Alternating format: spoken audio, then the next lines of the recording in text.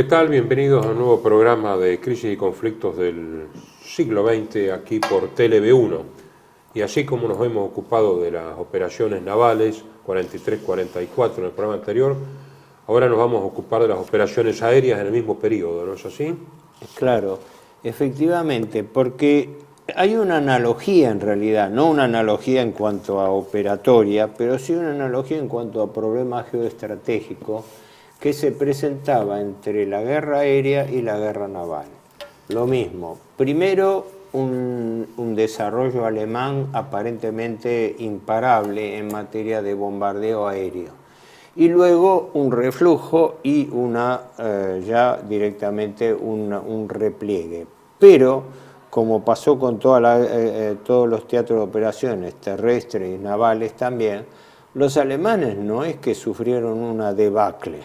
Los alemanes seguían peleando y hasta puntualmente elaborando contraofensivas o introduciendo elementos nuevos.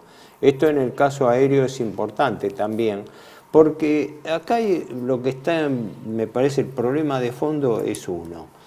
Después de la Primera Guerra Mundial, no sé qué grado tenía él en la aviación, si brigadier Douet, italiano. Giulio Douet, creo que era. Giulio Douet elaboró la primera teoría del poder aéreo, entendido como poder autónomo, porque hasta la Primera Guerra Mundial inclusive la aviación dependía de ejército. Exactamente. Es decir, era un instrumento del ejército. De observación y de... Después apareció como fuerza aérea autónoma. Los que más progresaron en eso justamente fueron los alemanes, creando la Luftwaffe. Pero el diseño militar de la Luftwaffe era un diseño terrestre y táctico. Quiere decir, terrestre porque el teatro de operaciones que se habían fijado los alemanes eran teatros zonales en Europa, y después táctico porque estaba ligado a las operaciones terrestres, la famosa relación Stuka-Panzer. Los Stuka como bombardeos en picado para facilitar el avance de los blindados. Y además no podían actuar en el mar porque no existían los portaaviones, es una cosa nueva, imposible actuar en el mar. Por eso Alemania no es que desarrolló grandes bombarderos a distancia, sino era una aviación, digámoslo así, de corto y mediano alcance. ¿No? Respecto de Douet lo que decía era que, y en esto coincidía con Junger, con otros, de que la guerra era una totalidad, también era beligerante. Junger, estás hablando de Ernst Junger, claro. Sí. Claro, tiene un libro, ¿no? Se llama Die totale Mobilmachung, claro, ¿no? De la movilización, sí. Es decir, la guerra está también en la retaguardia, está en el que trabaja en la cadena de producción. Por lo tanto, hay que atacar no solo el frente, sino la retaguardia. Ahora, esto está con una lógica impecable, pero el tema es dónde está el límite en el ataque de la retaguardia entre lo que es beligerante y no beligerante. Para los medios de aquella época de discriminación en este sentido, ¿no? Y de detección. Entonces eso irremediablemente iba a conducir a una confusión de áreas y que para atacar al objetivo militar había que provocar un bombardeo más extensivo que alcanzara el objetivo militar y lo que hubiera abajo también, porque lo importante era el militar, pero si alcanzaba lo civil, digamos, era propio de la propia doctrina. Sí, empieza, bueno, yo le llamaría también bombardeo psicológico a eso, ¿no? También, porque supone la desmoralización después entra el tema de la desmoralización del frente interno. Pero ya está en ese principio. Desde el punto de vista del eje, y en particular de Alemania, el ataque a las ciudades que se había producido desde Varsovia, cuando fue la negativa de rendición, Belgrado como nudo de comunicaciones, y ciudades que fueron bombardeadas, en realidad eran bombardeadas como parte de un plan estratégico, de un plan táctico, es decir, para forzar determinadas campañas militares. No eran bombardeos autónomos, eran bombardeos autónomos. La línea de frente pasaba por ahí, por una capital como Varsovia, digamos. El bombardeo de Belgrado fue un poco punitivo porque los yugoslavos habían firmado la paz. Pero no era doctrina, digamos. Es claro, entre otras cosas porque el general Weber de la Luftwaffe había fracasado en su intento en los años 30 de crear un bombardero, que era muy buena la decisión de él. Dice, hay que atacar las fuerzas enemigas industriales muy lejos, porque los ingleses están lejos, los rusos tan lejos, digamos, tenemos que crear un bombardero pesado. Y le contestaron, nosotros hacemos 3 casas por cada bombardero pesado. Alemania no puede hacer las 2 cosas. Claro. Ojo, también hay que pensar en eso, en los recursos, por más que fuera una gran potencia nunca hay que olvidarse de ese tema cuando uno habla de Alemania, nunca. Por más que fuera una gran potencia industrial, pero los recursos, sobre todo los recursos de materias primas, claro, la materia no prima, de maquinaria. No, la capacidad de los ingenieros es fabulosa. No, y la materia prima, la herramienta, etcétera, también. Es más, pero la materia prima. Sin una toma de partido político por esto, pero ¿qué ocurre? Desde los primeros días de la guerra, los británicos atacaron ciudades alemanas. Sí. A los 3-4 días de la guerra atacaron, después parecía irrisorio de lo que fue después el diluvio de bombas, ¿no? Sí, pero atacaron sobre todo los puertos del norte de Alemania, Hamburgo, Wilhelmshaven y Bremen, ¿no? Y Augsburgo. ¿Cómo? El primer bombardeo deliberado, digamos, fue Augsburgo. También Augsburgo. Sí, yo lo sabía por el doctor Brie, que estaba casado con una de augsburguesa, digamos. Claro, pero Augsburgo porque estaba la base aérea. Bueno, hubo incluso la base aérea en Augsburgo. Claro, sí, pero se bombardeó la ciudad, digo. Sí, se bombardeó con un puñado de aviones, pero... Sí. Hubo después incursiones sobre Berlín, que fue por eso que el ataque a Londres, tan mentado y tan recordado por la historia oficial, en realidad fue un bombardeo de represalia, porque los ingleses tomaron la delantera de bombardear ciudades alemanas. Pero hecho a propósito, para desviar, los ingleses siempre se están anticipando en eso. Son maquiavélicos en ese sentido. Sí, es como decir, contar la mitad de la película.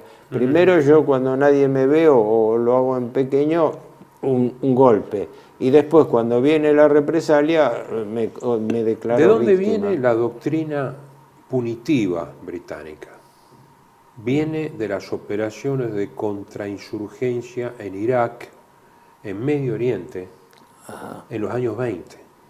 ¿Sí? Cuando se sublevaba una población, el control era el control aéreo, que después lo hereda Bush en Irak, de nuevo en esa zona. ¿Se acuerdan que contra Saddam había una geovisión aérea continua, no podían salir de tal espacio, de esto, de aquello? El que después vamos a nombrar más adelante, el general Harris, bombardero Harris, tenía mucha experiencia en eso, se entrenó durante ese tipo de represiones. Bueno, es que Harris comienza su carrera como jefe de la fuerza de la Royal Air Force en Medio Oriente. Él era creo que era sudafricano, no era inglés. Pero era, pero especialista. No, creo que era no, vivió en Sudáfrica. Estuvo asignado a Sudáfrica. Sí, pero además vivió en Sudáfrica, fue buscador de oro en Rhodesia, de joven, tuvo una vida aventurera. Después de la guerra, lo digo rapidito, él primero que nada tuvo problemas familiares. Maltrato familiar y demás, bueno, es una cosa psicológica, pero está en su biografía. Eso lo convirtió en aventurero, se fue de Inglaterra, estuvo viviendo en Sudáfrica, en Rhodesia, fue buscador de oro en Rhodesia y ejerció diversos oficios de aventura y demás, fue cochero, fue varias cosas, hasta que volvió y se incorporó a la Fuerza Aérea. Cuando incorporó a la Fuerza Aérea lo mandaron por su carácter extremadamente violento, lo pusieron para reprimir. Y ahí participó en esas represiones con enorme eficacia, porque parece que tenía que cuando decía, si hay una represión, a mi juego me llamaron. Dice, Billy Mitchell, el profeta norteamericano de los bombardeos de terror, estaba convencido de que el destino de los pueblos se decidiría en el aire, y en 1925 sostuvo, Gran Bretaña va a la cabeza en esta concesión del poder aéreo, y el ejemplo es Irak, donde las fuerzas aéreas inglesas reemplazan a las de ocupación, reprimiendo desde el aire cualquier sublevación. Y 10 años después, en Birmania y en la India, el Manchester Guardian comentaba, cuando nuestras tropas llegan a una aldea bombardeada en la India, Los perros callejeros ya empezaron su trabajo, ya han devorado los cadáveres, muchos sufren por las heridas, etcétera, etcétera, etcétera. Y Harris, ese mismo año 35, se lamenta en un informe que los gobernadores del África Occidental Británica tienen una fobia antibombardeo que esperamos superen con el tiempo. Bueno, en Estados Unidos, un seguidor, uno de los desarrolladores del poder aéreo, fue creo que era un civil, Deseversky, tenía un apellido polaco, Deseversky, pero él apuntó más a la fuerza de bombardeo aéreo, ¿no? ¿Por qué? Porque, claro, la ubicación geopolítica norteamericana no hacía pensar en operaciones cercanas, sino ya se pensaba en aviones de mayor distancia, de mayor envergadura, y eso fue lo que influyó, porque, digámoslo así, desde que Estados Unidos empieza a planificar la guerra en Europa, y empieza primero la política tradicional norteamericana, primero una intervención indirecta, sesgada, apoyo, intervención. Hoy en día se repite con el caso de Ucrania, es decir, tomar un país, apoyarlo sin una intervención directa. Luego, una vez producido un periodo de desgaste, pensar en la intervención ya activa. De ahí la diferencia de que del bombardeo táctico en Europa se pasa por el comando anglo-norteamericano a la idea de bombardeo estratégico, cuyas directivas en realidad fueron fijadas en Casablanca.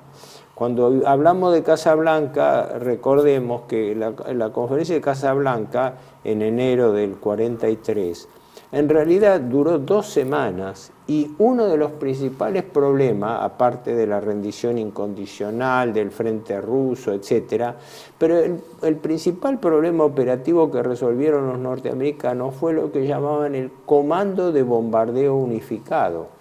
Entre las fuerzas aéreas de Estados Unidos, entre la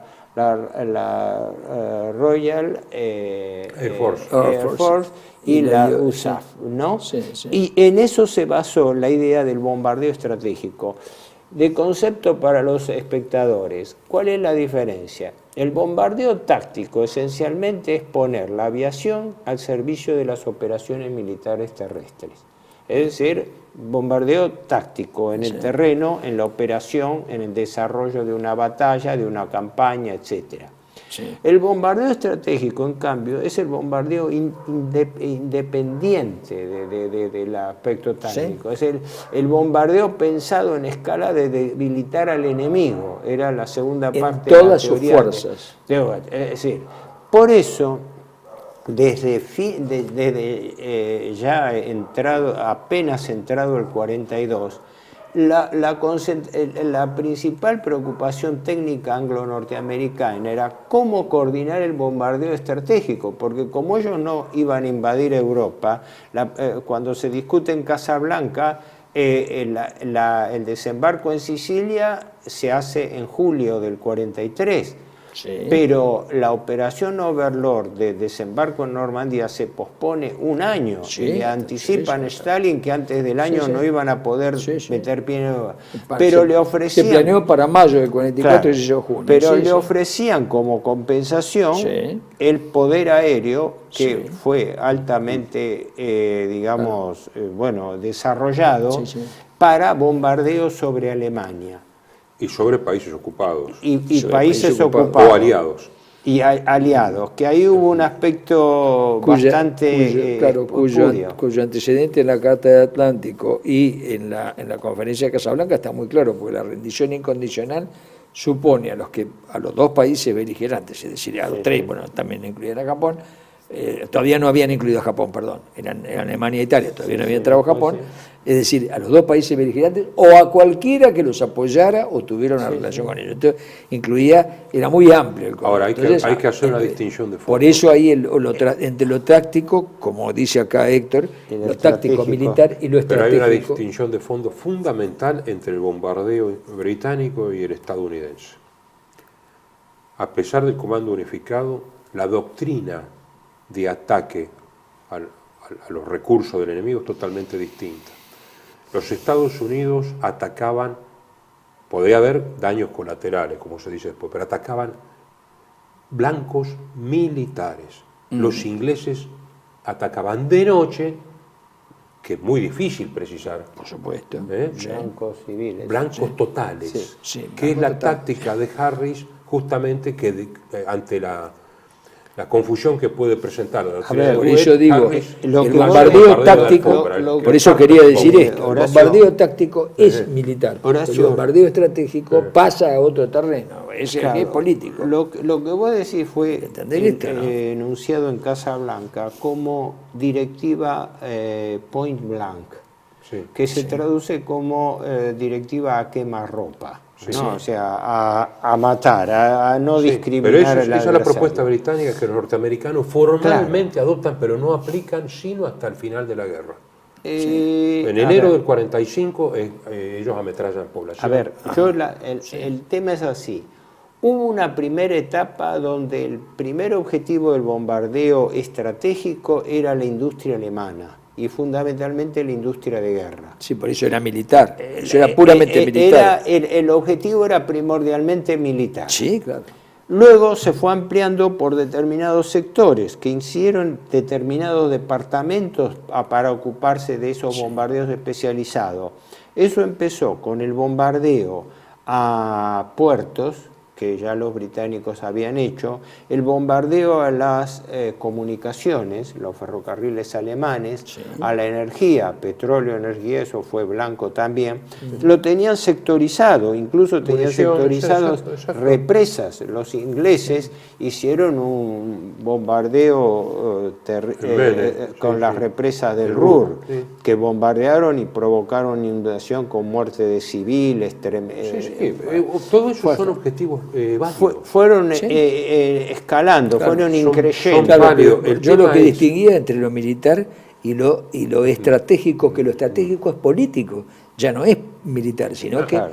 va contra... Hay un estratégico militar y un estratégico Por eso sí va a llegar, sui generis, ¿no es cierto? Claro, por eso es el sí va a problema. llegar a la otra escala, a otra categoría, que era el bombardeo a las ciudades, que ya era el Claro, bombardeo pero a hay la una población. diferencia entre el bombardeo diurno y nocturno que es fundamental. El bombardeo diurno es más de precisión. La mira Norden norteamericana era elogiada por los propios alemanes, que tenían buenas miras.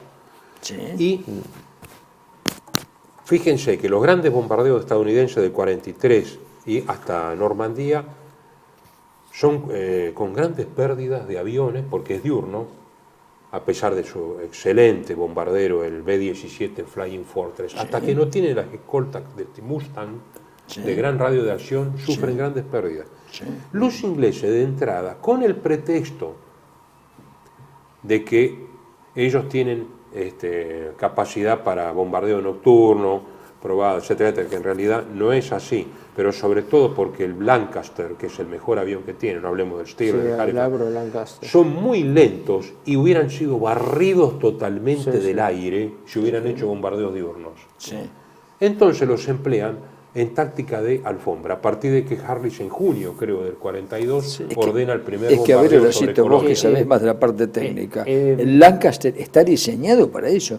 El Lancaster es muy buen bombardero, pero no está diseñado para combatir en el aire, sino para reventar bombardear, lo que está abajo. para claro. bombardear. Sí, Sí, por eso es lento. un bombardero puramente bombardero. Sí, sí. En realidad, puramente. como pasa siempre, se pasan la factura entre uno y otro. Sí. Críticos norteamericanos y también creo que comentaristas generales dijeron que la proporción de bajas británicas era muy alta frente a la defensa de Sí, casas eso lo vamos a ver primero, ahora, sí, sí. la artillería antiaérea también y la ineficiencia de los pilotos, que hacía que la proporción de bajas fuera muy alta.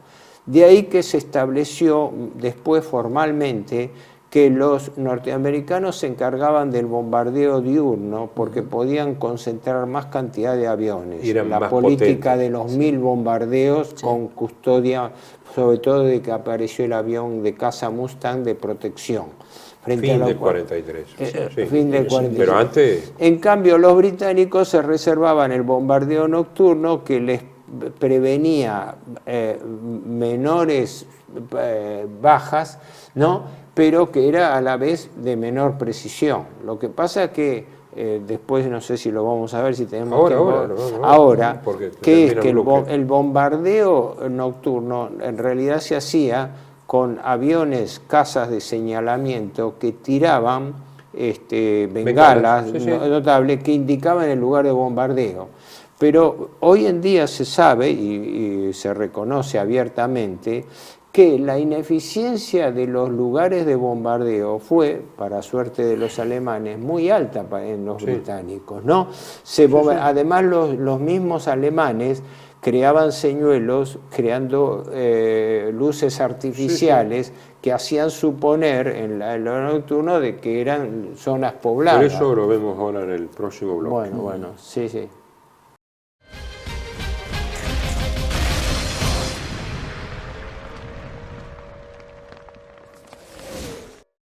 Bienvenidos a CEPA, Centro de Estudios del Pensamiento Americano. Nuevo sitio web de cursos de formación en política, filosofía, historia, literatura, geopolítica, religión, psicología y más. Cursos de formación que reflejan el verdadero pensamiento americano. Lo invitamos a elegir el curso de su agrado ingresando en www.cepa.la.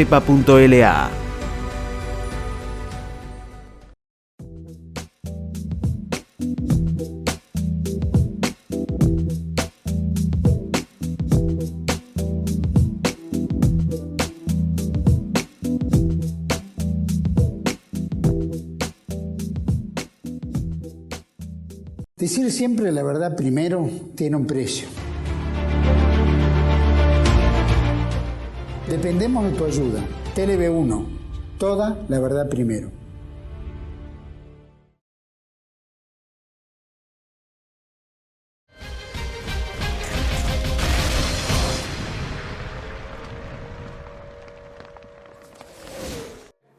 Bueno, seguimos con el bombardeo estratégico. Es claro, decíamos que en realidad había habido una diferencia de categoría en la concepción del bombardeo. Primero el bombardeo, aprovechando la superioridad aérea cada vez cuantitativamente dominante, porque era un problema de cantidad más que de calidad de aviación. Y la insuficiencia de la aviación de caza alemana, que estaba en gran medida retenida en el frente ruso con tareas operativas, hacía que en realidad, vos sabés que las principales bajas de aviones aliados la hizo la artillería antiaérea, la Flak.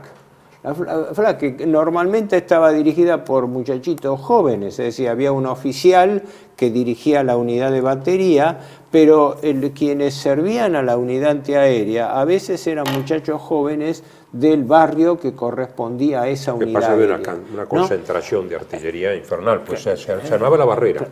Claro, y aparte porque la artillería les atacaba desde afuera de la ciudad, las unidades de artillería, entonces ellos estaban bombardeando ciudades todas. Pero aquí es donde se produce lo que yo llamo la gran diferencia de categoría. Se pasa de atacar a las industrias, a los lugares de producción, a las comunicaciones, se pasa a las ciudades, es decir, se pasa a constituir lo que en realidad es un crimen de guerra abierto, que es el ataque a la población civil como objetivo. Yo le llamo eso bombardeo político, porque lógicamente... El mariscal von Manstein habló de terrorismo aéreo, en sus memorias habla de terrorismo aéreo, y cuyo mentor ideológico fue el famoso comandante Arthur Harris, británico, el creador de la llamada teoría del bombardeo estratégico sobre ciudades. Que fíjense qué paradójico, porque uno de los objetivos británicos era que estos bombardeos de saturación contra la población civil iban a llevar a la población alemana a la desesperación y por ende al levantamiento contra el gobierno de Hitler. Y ocurrió al revés, que la población no reaccionó. Entonces el bombardeo siguió para continuar el castigo a la población porque no se levantaba contra Hitler. Siempre es la doctrina anglosajona esta, hasta el día de hoy. Se espera que Putin esté enfermo o que haya un atentado o que lo muevan. Esta idea de que hay que liquidar el noticiero que creo que, varios noticieros que creo que nosotros hemos visto, yo por lo menos lo vi, vos seguro que también, no sé si los ha visto acá Héctor, Sí, sí. En donde, y estamos hablando de 1945, se ve uno de los bombardeos tremendos en Berlín, unos en Colonia y otros en Hamburgo, y los carteles puestos, una anciana que va y pone un cartelito confeccionado en su casa que dice unsere Mauer brechen, unsere Ehre nichts, ¿no? Entonces, unsere Treue nichts, o sea, nuestros muros se caen a pedazos, pero nuestra fidelidad no. Pero, y esto son viejitos los que pero van se había demostrado en el carteles. bombardeo de Londres, cuando los ingleses van a poner el penique para entrar en el subte. Es decir, ellos mismos habían cerrado filas y no sabían que una población bombardeada siempre cierra filas. Por eso, pero eso vos fíjate que no se produjo en ninguno de los bombardeos, ni siquiera con el terrima de este tema lo contrario, es un tema muy importante porque ¿por qué no hay cifras exactas sobre la cantidad de muertes de bombardeos, de muertos civiles en los bombardeos. Las cifras hoy varían entre 400 y 600.000 personas muertas. En promedio toman 500.000 personas, cuando en realidad la cantidad probablemente Max era Hastings, mayor. que es un hombre serio, dice 586.000, algo así. Sí. Este es un hombre muy serio. Verificados. Pero verificados. Sí. Claro. Pero lo importante es el sentido de este bombardeo. Era la discusión que hizo los soberederes. El sentido de ese bombardeo, porque cuando uno piensa en los procesos que se hicieron a posteriori de criminales de guerra y ve las directivas de Harry, hasta queda sorprendido. Miren, me permito leerles, son 2 párrafos. En octubre de 1943, el mariscal en jefe del aire Arthur Harris dirigió un informe que era comandante de bombarderos, dirigió un informe a su superior, que era el mariscal Portal, ¿no? Sobre la campaña de bombardeos, proponiendo que se anunciase abiertamente que, en comillas, él lo que proponía era que se dijese abiertamente a la población esto, que el Comando de Aire británico no aceptó por razones obvias. Él proponía: el objetivo de la ofensiva combinada de bombarderos debe declararse sin ambigüedades y públicamente. Este objetivo es la destrucción de ciudades alemanas, el asesinato de trabajadores alemanes y la interrupción de la vida civilizada en toda Alemania. Sí. Debe enfatizarse que la destrucción de casas, servicios públicos, transporte y vidas, la creación de un problema de refugiados en una escala sin precedentes y el derrumbamiento de la moral, factor importante, el factor psicológico, tanto en casa como en los frentes de batalla, por temor a bombardeos prolongados e intensificados, son objetivos aceptados y previstos de nuestra política de bombardeo. O sea, no son efectos colaterales. No son subproductos de los intentos de atacar a las fábricas. Esto proponía, todavía dice, el 13 de febrero del 44, el Comando de Bombardeos emitió un nuevo plan para la ofensiva de bombarderos, destrucción progresiva, dislocación de ofensivas militares, pero omitió este concepto sobre ciudades civiles, ¿no? Hablando era el pensamiento de Harris. Hay una anécdota. Harris siempre vivía en las afueras de Londres y siempre iba del Bomber Command a su casa y manejaba a altísima velocidad. Entonces tomó la circunvalación para ir a su casa y siempre estaba el mismo muchacho con la Norton, ¿no? Con la motocicleta. Dice: mariscal, otra vez con exceso de velocidad. Algún día se va a matar usted. Dice: jovencito, a mí no me preocupa si yo mato miles de personas cada noche. Entonces había un tema personal en Harris, indudablemente. Bueno, él era conocido con un doble apelativo por sus propios camaradas de armas. Una, bombardero Harris, pero la otra era carnicero Harris. Fíjense lo que dice Max Hastings. No lo dicen enemigos, lo dicen los ingleses. Sí, era los amigos, eso decían los amigos. Cariñoso, lo que dice Max Hastings. Entre septiembre del 44 y abril del 45, los aliados occidentales dejaron caer 800.000 toneladas de bombas sobre Alemania, el 60% del total lanzado entre el 39 y el 45. Se hace difícil concebir un motivo estratégico que justificase o pudiese hacerlo de modo racional, seguir destruyendo ciudades. La distancia física existente en los bombardeos hacía tolerable a los ojos de los dirigentes políticos y militares occidentales, y claro está de los pilotos, acciones que uno y otro habrían considerado repugnantes e incluso insoportables de haber podido ver de cerca las consecuencias, al amparo de la curiosa absolución moral que brinda la separación de varios cientos de metros de espacio aéreo. Está genial. Sí. Ahora, la cantidad que... yo, mira, me acuerdo de chico haber leído una vieja revista de selecciones del Reader Digest. ¿Te acordás que ahora creo que no sale más? Pero era interesante porque eran artículos de la guerra. Sí, en caliente, hechos en caliente. Claro, de la época del año 43-44, donde hablaba del bombardeo a la ciudad de Colonia, que creo que fue la primera gran bombardeada. Con 1000 aviones, ¿no? Después se hizo otra, no sé si se hicieron varias contra...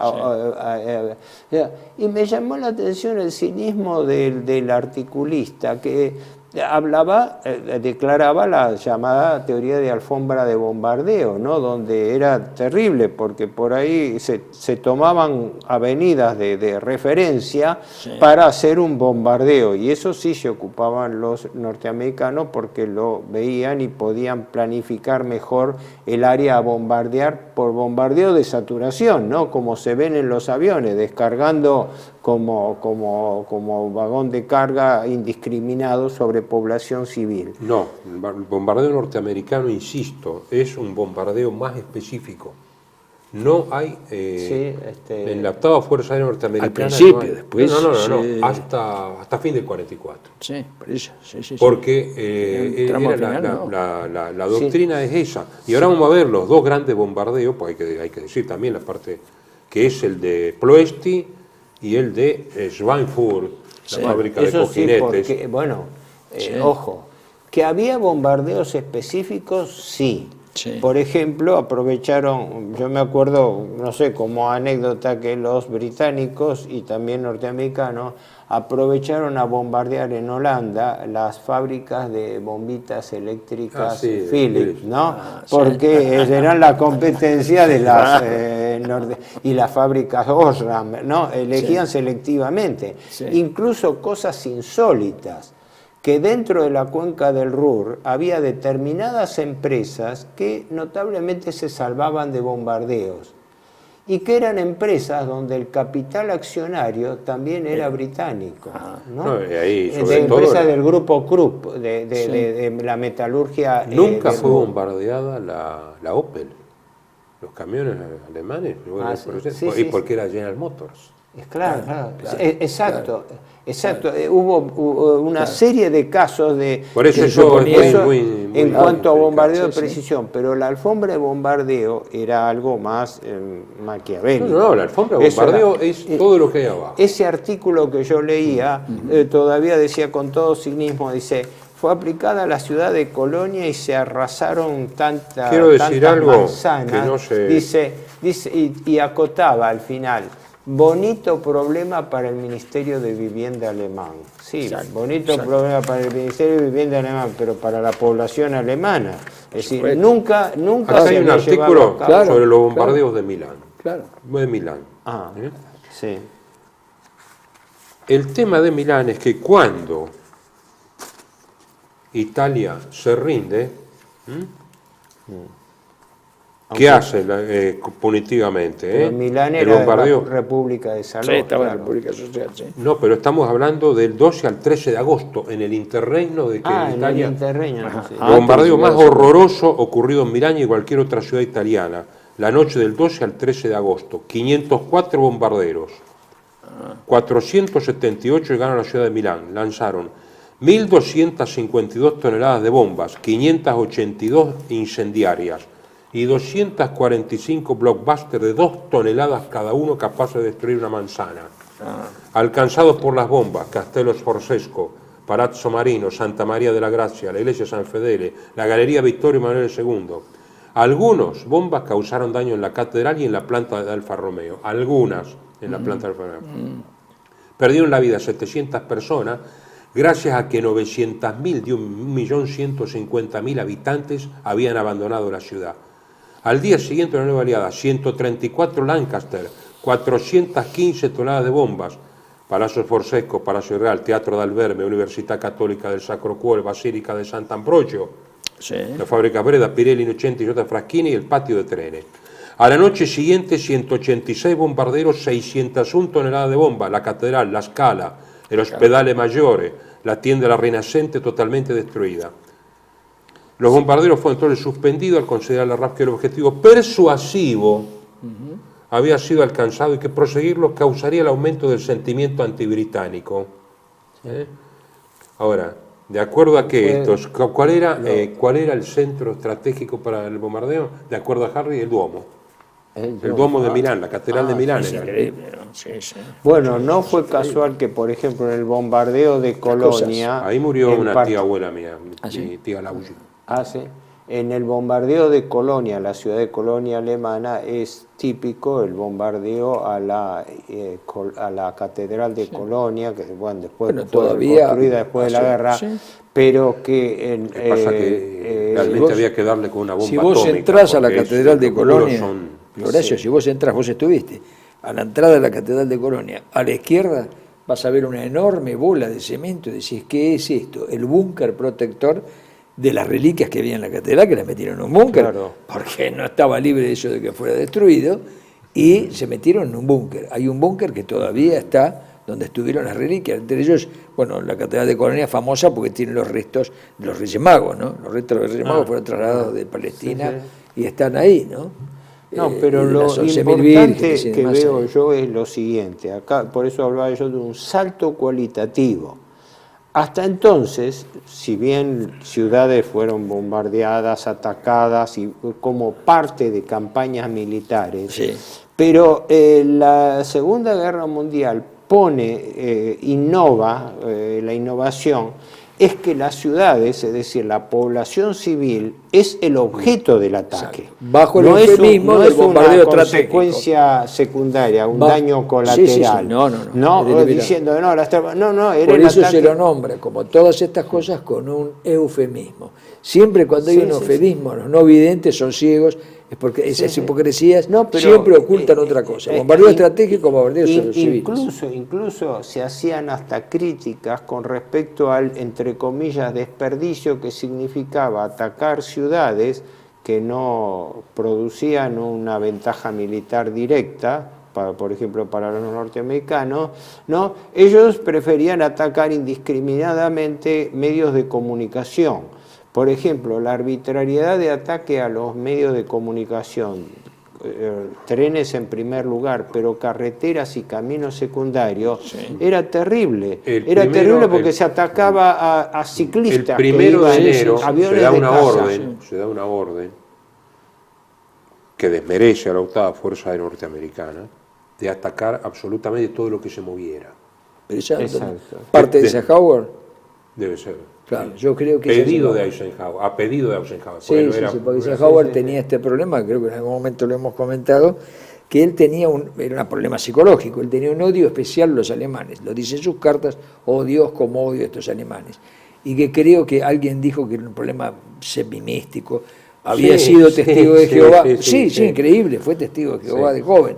Bueno, está bien, después mejoró porque llegó a ser comandante de Europa y hasta presidente de los Estados Unidos, pero como decía Borges, Estados Unidos es un país muy extraño que puede permitir estas cosas, que un testigo de Jehová llegue a ser presidente. Ahora, acá no sé si tenemos tiempo para comentarlo en este segundo bloque o en el tercero, porque hay que seguir con esto. Vamos al tema estratégico que era.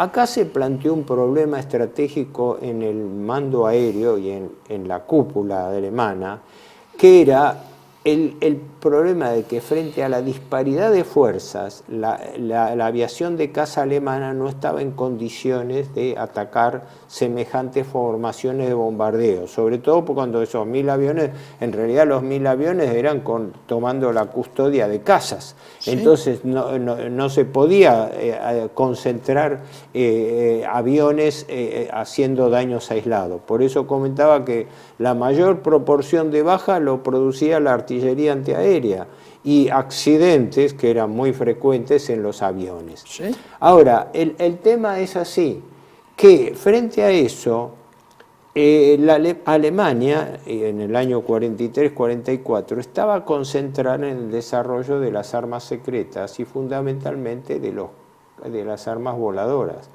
Las B1 y las 2. Claro, pero simultáneamente con esto no te olvides de un detalle.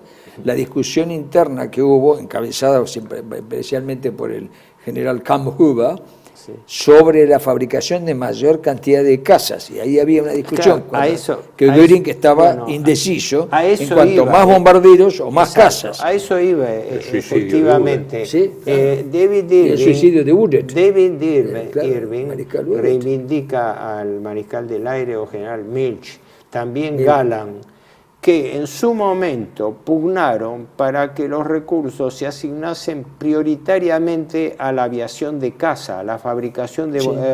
Porque se estaban fabricando bombarderos, ¿no?, que en ese momento, si bien se utilizaban en el frente ruso, el principal objeto era reforzar el frente ruso, ¿no? Y también utilizarlos como aviones de represalia, que creo que fue el famoso problema del Messerschmitt 262, que fue el primer avión a reacción, que fue concebido como avión de caza y luego todos como bombardero rápido, claro, lo transformaron en caza bombardero para utilizarlo como represalia de Londres, mientras era el terror de la aviación británica, y que se le dio prioridad, se perdió creo que 1 o 2 meses de diseño porque hubo que adaptar el avión a posibilidad de llevar bombas, cuando el avión era más efectivo como aviación de caza. Galland tenía, si que no me equivoco, él formuló ya en el 43... Bueno, hay que aclarar quién es el general Adolf Galland, que es el jefe, uno de los soldados, general más joven del ejército alemán, y el jefe de la caza, terminó como jefe de toda la aviación de caza alemana. De la aviación de caza, fue un héroe de la Guerra Civil Española también, tenía la Cruz Española, había todos los veteranos esos antiguos, Galland, Mölders, Esau, exactamente, eran veteranos de la Guerra Civil Española, habían porque hecho una de las teorías, una de las teorías de Galland era que lo único que podía cambiar el panorama era una gran batalla aérea que le produjese un efecto demoledor a alguna de estas incursiones, como para parar la mano. Pero para eso hacían falta los cazas. Pero no tenían los cazas adecuados para poder... Pero eso se probó en cosas puntuales, como vamos a ver a continuación.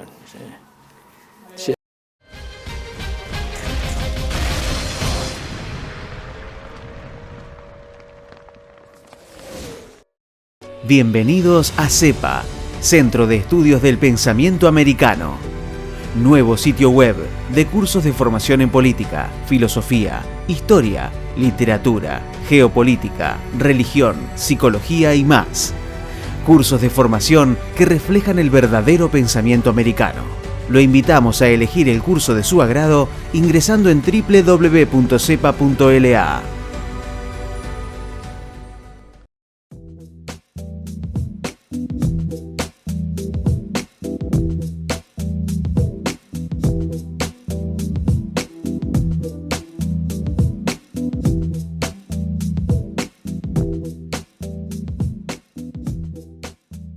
Decir siempre la verdad primero tiene un precio.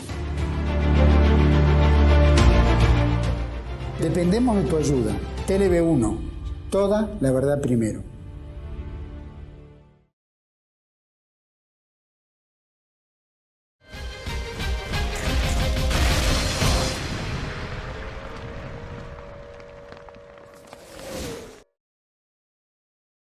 Bueno, antes de continuar con esto, vamos a ver algunas cosas puntuales de lo que decíamos, ¿no? Sí, yo lo que me parece importante dejar resaltado es esto. Hubo un dilema por falta de medios frente a la desproporción cuantitativa que se sufría. La aviación de caza era insuficiente para parar la política de bombardeo. Mientras tanto, la producción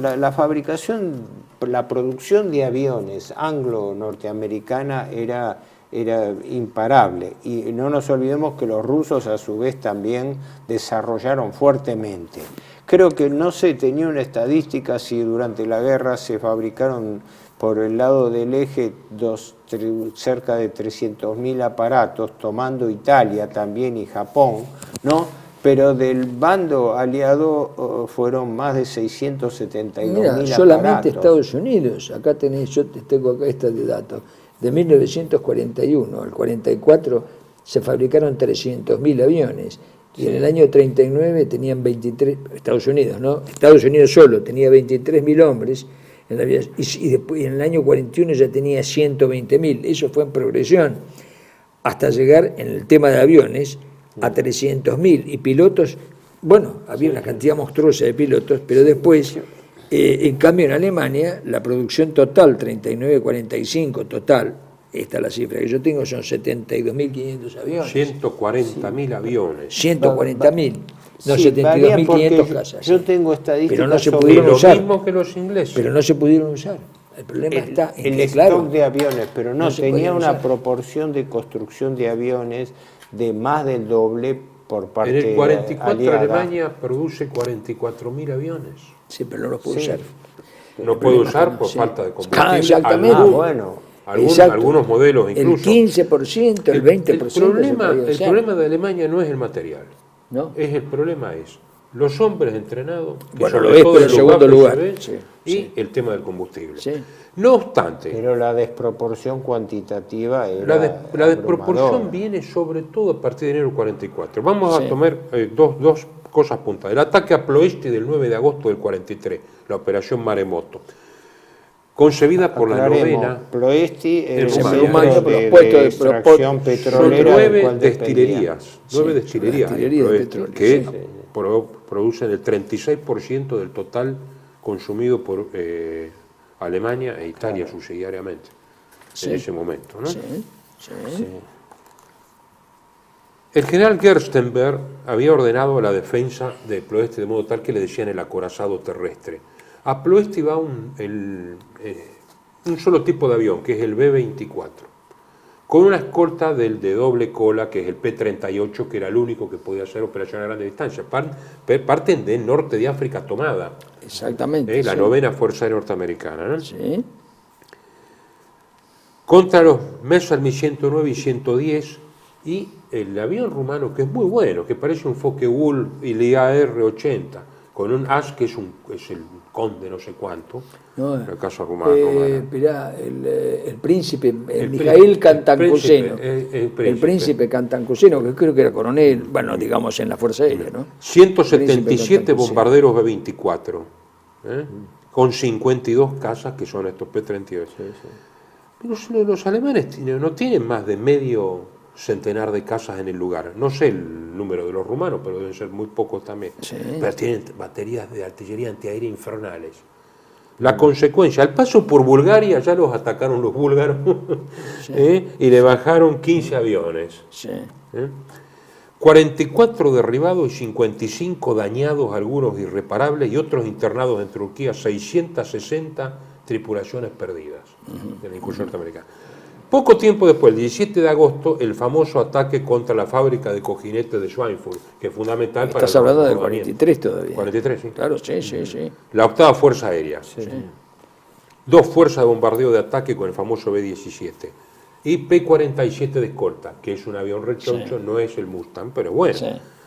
376 B-17, 268 P-47 Thunderbolt, 191 Spitfires, contra 400, 109, 110, 190 y 410 casas alemanes. Que pasa que están concentrados en el lugar. Más toda la artillería antiaérea. de ida, porque el tema es que tenés que pasar sucesivas barreras artillería antiaérea, de Francia hasta Alemania, y después a la vuelta, más la artillería antiaérea que está en el lugar. Los pilotos se lamentaban que desde que cruzaban el Canal de la Mancha tenían disparos sorpresivos de distintos lugares. Y la artillería antiaérea tira a distintas alturas, o sea que por eso iban en formación cerrada, porque estaban muy defendidos por ametralladora calibre 50, que encontraron que es el mejor calibre para cargar. Y era una picadora de carne, dicen los cazas alemanes. Los pilotos dicen, entrar en una formación, entonces, ¿qué tenían los 110 que largaban cohetes para romper la formación? Al romper la formación se podían filtrar mejor los cazas. Era una guerra. 60 bombarderos perdidos, 3 P-47, 2 Spitfire. Y 90 muy dañados, 552 hombres de tripulación. La Luftwaffe perdió 27 aviones y 203 civiles. 20 fueron internados en Suiza de los aviadores norteamericanos. O sea, cuando era un bombardeo de precisión, cobraban. Por eso empezaron a pensar cada vez más en el bombardeo absoluto. Claro. Pero eso no quiere decir que se le ha llegado de arriba el Bomber Command. No, el Bomber Command es de todas las fuerzas aliadas en relación a la proporción, el que más pérdidas tuvo.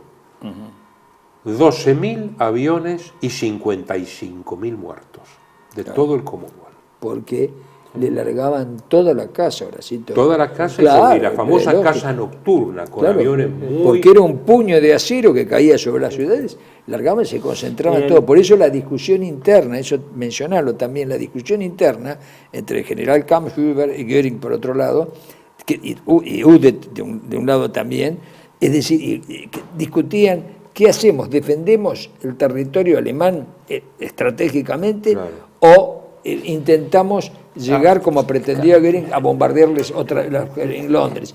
Y entonces los cazas decían, no podemos bombardear Londres, tenemos que destruir todo lo que entre en territorio alemán o en territorio ocupado. ¿Y qué hicieron?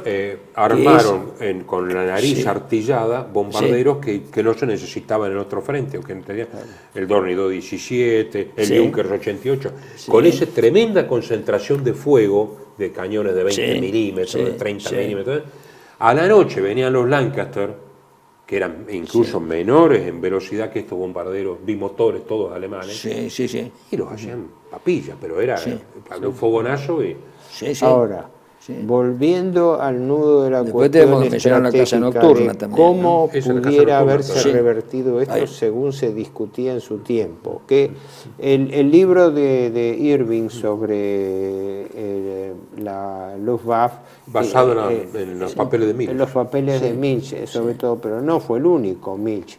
También lo había señalado, Galland, y el general Uden lo había señalado. Gesonek, que se suicidó en el 43, pero a quien le atribuían también imperfección técnica, pero de todas maneras, los jefes de casa se dieron cuenta rápidamente de la esto. casa fueron Gesonek, que se suicidó, y Kampfhuber después. Porque el que impulsaba todo esto es el general Kampfhuber. Sí, porque la polémica interna era tremenda, porque ellos estaban viendo que la pérdida de la aviación de caza hacía imposible impedir los bombardeos aéreos. Así que era una trampa sin salida. Ahora, en eso influyó Hitler y otros jefes en cuanto a priorizar las represalias, y por ende se dedicaron altísimos esfuerzos a la fabricación de las bombas B. Convengamos en una cosa, por lo que conocemos, Hitler estaba indeciso. Hitler dudaba de apoyar una cosa u otra. Cuando recibía al general Kampfhuber, y después ya un poco más adelante, cuando recibió a uno de los haces más extraordinarios que ha dado la Segunda Guerra Mundial, que era el mayor Walter Novotny, que murió a los 24 años, no había cumplido 24 años, ya era mayor, una cosa, un fenómeno. Walter Novotny, lo trató de convencerlo desde su pura experiencia, porque era un hombre muy joven, jovencito, de que la casa era fundamental, Rudel mismo, Hans Rudel, el soldado más condecorado, como todo el mundo sabe, por el ejército alemán, el coronel Hans Ulrich Rudel, bombardero, piloto de Stukas. También, a pesar de ser él un piloto de Stukas, ponía el acento sobre el tema de la casa en las conversaciones, y además porque la efectividad de la caza alemana, la nocturna, era extraordinaria. Por supuesto, se perdió creo que el más importante fue el mayor príncipe Susanne Wittgenstein, creo que el primero fue Helmut Lent y el segundo Helmut Lent, sí, en Victoria es Lent, pero vivió más Lent, porque fue derribado finalmente Susanne Wittgenstein. Lo que pasa es esto, que se atribuye a Hitler y en Lent particular murió después de la guerra. Murió por la guerra. Sí. Lo que pasa, digo, que se atribuye a Hitler y a los sectores políticos como Goebbels y otros, darle relevancia al factor represalia. No nos olvidemos que la palabra no es B1, B1 significa arma de represalia, ¿no? Porque prácticamente las dos, la B1, que era una bomba voladora, y después la B2 o A4, que era un cohete, no eran lo mismo, pero irrumpen a partir de agosto, septiembre del 44,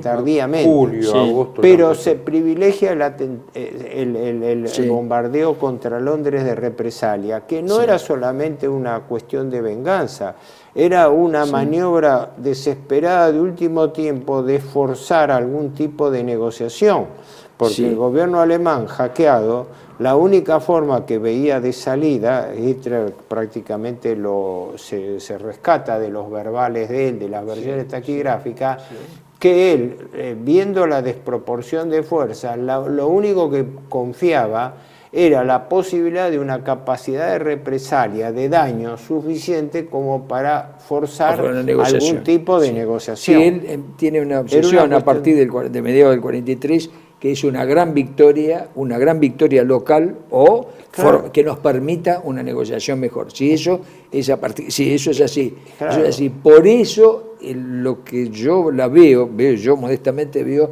como una estrategia, a ver qué opinás vos, Horacio, una estrategia desencuadernada, por decirle así, respecto a la B1, o sea, bombardeo de represalia, pero en la discusión interna, ¿más bombarderos convencionales o más cazas?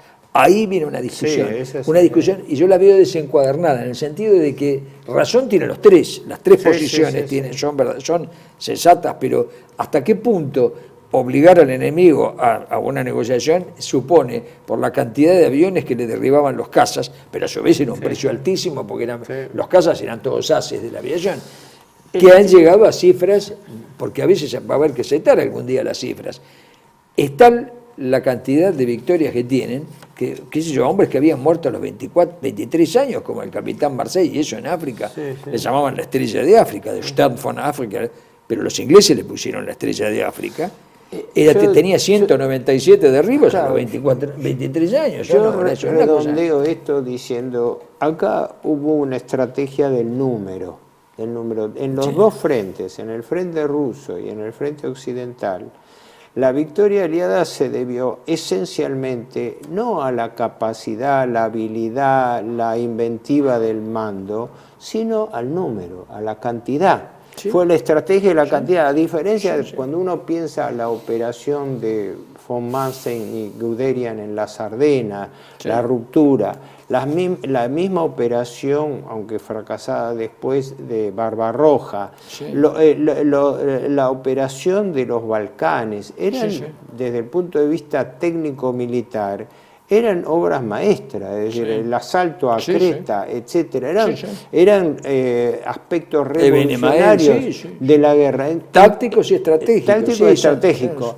Mientras que, en cambio, cuando analiza la estrategia aliada, tanto en el frente de la Unión Soviética como en el frente... El factor determinante fue el número, fue la cantidad. Pero hay planes brillantes, el del Stavka en Stalingrado es brillante. Sí. Es decir, y hay otra cosa. Es brillante, Horacio, pero tenés que tener en cuenta las cifras también.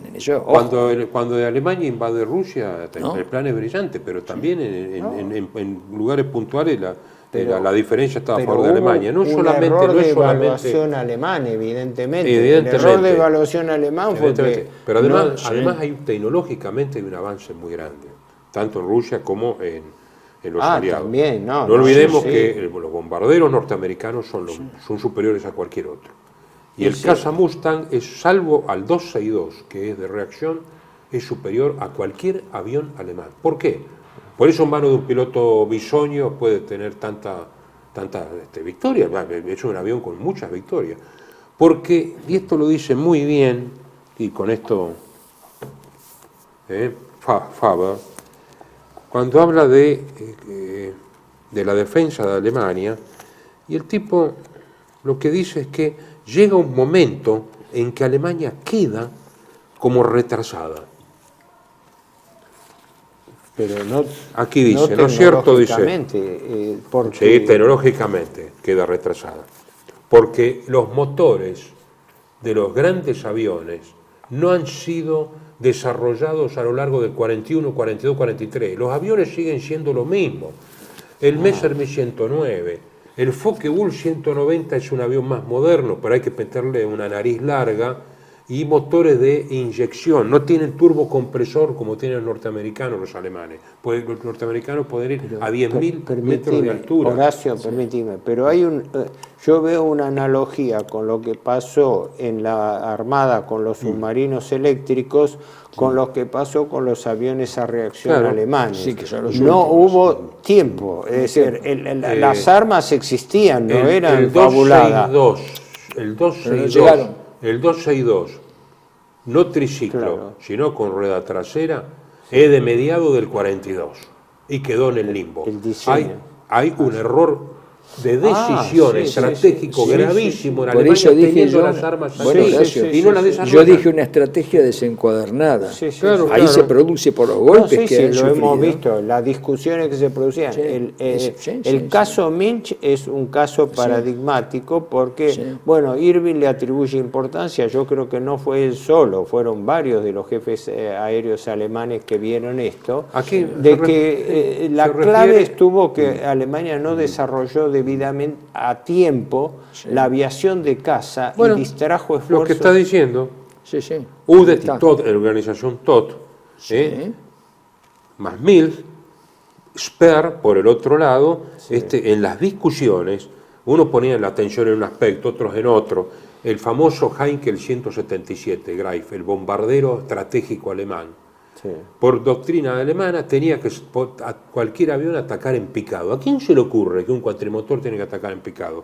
Pusieron dos motores accionando una sola hélice. Consecuencia, se recalentaba y se incendiaba. ¿Pero de quién todo. sale esa idea y qué opinaba Speer, que era el que siempre coordinaba? La idea de atacar en picado viene con el Stuka, viene con la primera... Sin duda. Entonces, Stuka es anterior a esto. Por eso el Heinkel 177 tiene que atacar en picado y es un bombardero como el B-17. Estamos todos locos. Si lo hubieran hecho los cuatro motores, era un flor de bombardero. De hecho, hicieron más de 1000. Mira, yo lo resumiría así. Y aquí dice, ignoraron la necesidad de construir a tiempo un caza suficientemente strong, intenso, poderoso, para defender el suelo patrio. Dice, pero lo tenían ahí y no hubo decisiones equivocadas. No, desde ya. Nosotros estamos tratando de analizar las cosas con la mayor objetividad posible, pero en el caso de la aviación de caza, yo le llamo estrategia desencuadernada. Para mí, cuando empecé a leer los temas me di cuenta que algo no cerraba, y cuando veo después, en eso contribuyó mucho el libro de Irving, que se destacó el rol de Milch, que después yo me entero que no fue el único, posterior a todas estas cosas de Caius Becker, porque el mismo Gejonek, Galan y otros más, claro, ellos estaban en la experiencia práctica. Si fue Udet o Galan que piloteó el primer Messerschmitt 262. Galan. Galland, que hablaba de cómo era la estrategia. Que le devolvió el entusiasmo y la euforia. ¿Cuánta Galland en su Galland, no sé cuántos sabían. Hay un testimonio. La estrategia de Galland era, según creo que cuenta él, el que con la gran velocidad del avión se colocaba a la cola casi como pegado, como dicen ahora, chupado al anterior. Le descargaba con las ametralladoras tenía de 4 la cañones de 30. Los cañones. Era la fuerza de impacto más grande. Le descargaba toda la artillería que llevaba el avión y le pasaba por encima porque el avión iba a estallar. El problema del 262, intervinieron mucho los 262, el problema era el aterrizaje, lo esperaban para aterrizar. Cuando aterrizaban los Mustang se le tiraban encima. Claro. De todos modos, ¿no? Y lo dice, y con esto cerramos porque nos están indicando. Un piloto norteamericano. ¿Novotny muere en un 262? Sí, pero porque lo acelera de golpe. Otra cosa, los alvéolos del 262, otro problema técnico, no tenían, ya porque no había, Alemania no tenía la suficiente aleación de tungsteno para las vueltas que tiene que dar un motor de reacción. Entonces había que acelerarlo despacio, Novotny quiso salir, porque tenía varias misiones, aceleró de golpe y se quemó. Y lo último, la situación crítica de combustible. Y de combustible. Un piloto norteamericano dijo, creí que Superman estaba con nosotros. Claro, es famoso, lo dice ahí que... Claro, pero es el 262, cuando que lo pilotea por primera vez Galland, que se había vuelto totalmente pesimista por su enfrentamiento con Göring. Acuérdate que no usaba las condecoraciones, ¿te acordás? Pero seguía volando, seguían volando todos, seguían volando por una cuestión de patriotismo. Pero Galland precisamente señala eso y dice que cuando él piloteó el 262, sintió un enorme entusiasmo que todavía quizás se podía producir un milagro y revertir la situación. Lo dicen los norteamericanos que interrogan a Göring y todo, dice, si hubieran puesto toda la carne al asador en este caso, desde que empezó el prototipo, no hubiéramos podido continuar la ofensiva aérea. Y a mí me lo transmitía, un minuto nada más robamos, a mí me lo transmitía un ex militar italiano que había tenido contacto con los alemanes, que los alemanes se lamentaban, hemos destinado una cosecha de papas y hemos destinado recursos para las armas B, ¿no? Porque se alimentaban, dice, cuando tendríamos que haber reforzado la aviación. Porque sobre todo este avión. La defensa estaba en la aviación de caza antes. Perfecto, hasta otro programa. Bueno, suerte.